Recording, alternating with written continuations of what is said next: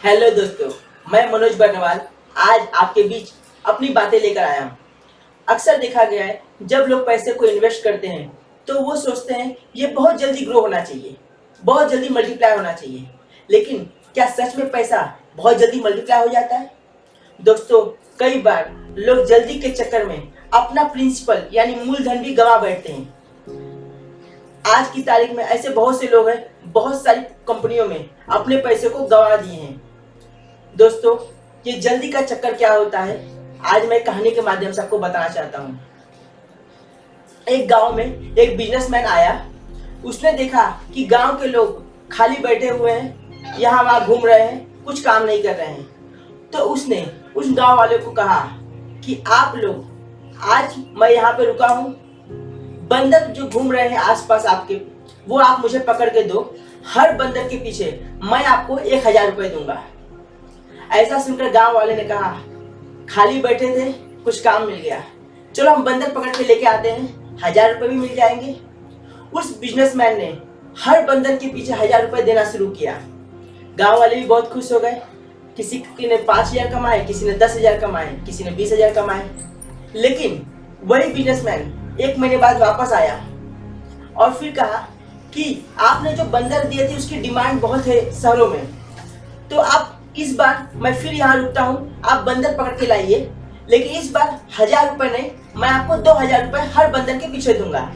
गांव वाले और खुश हो गए कि पिछली बार तो 1000 के हिसाब से मैं दिया था, इस बार 2,000 से दे रहा है। और वो फिर अपने काम पे लग गए, बंदर पकड़ के लाने लगे।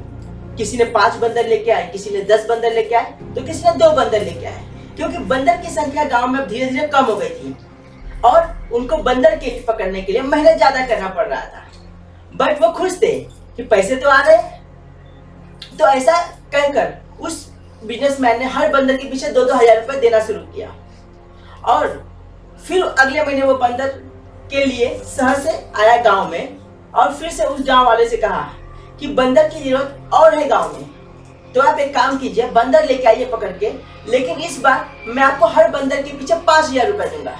ऐसा सुन के गाँव वाले और खुश हो गए, कहने लगे तो पिछली बार 2,000 दिया था, इस बार 5,000 भी देगा। तो लेकिन इस बार उसने एक शर्त रखी कि मैं यहाँ रुकने वाला नहीं हूँ, मेरा असिस्टेंट यहाँ रुकेगा और आप इनसे पकड़ के दे दीजिएगा और अपना हिसाब कर दीजिएगा। मैं जब आऊंगा तो उस हिसाब के हिसाब से जितने पैसे होंगे आपको दे दूंगा। ऐसा कहकर वो चला गया और उसके आने का तारीख था 1 महीने के बाद का। अब चूंकि गांव में बंदर की कमी हो चुकी थी, इनके लिए गांव वाले को मेहनत बहुत करना पड़ रहा था। तो कोई 1 पकड़ के ला रहा था, कोई 2 पकड़ के ला रहा था, क्योंकि बंदर की संख्या भी तो कम हो गई थी ना।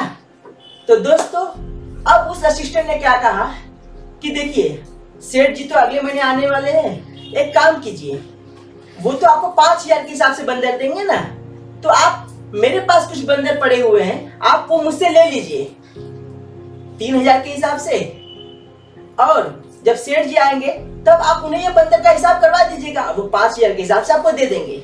दोस्तों, ऐसा सुनकर सभी गांव वाले ने उसी बंदर को खरीद लिए 3,000 रुपए के हिसाब से, कि जब सेठ आएंगे तो वो 5,000 रुपए के से हर बंदर खरीदेंगे। लेकिन उनको ये नहीं पता था कि ये 3,000 रुपए जो दे रहे हैं वो 5,000 रुपए अगले महीने होंगे कि नहीं।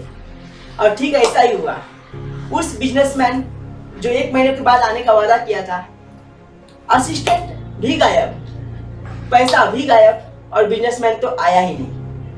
तो दोस्तों, अक्सर लोग जल्दी के चक्कर में पड़ जाते हैं और इस जल्दी के लालच में वो अपने पैसे भी गंवा बैठते हैं और फिर एक सबक उनको मिलता है कि जो चीज जल्दी मिलता है वो उनके पास टिकने वाला नहीं है। तो दोस्तों, जब भी आप किसी के साथ पैसे का डील करें तो बड़ा ही सतर्कता के साथ करें।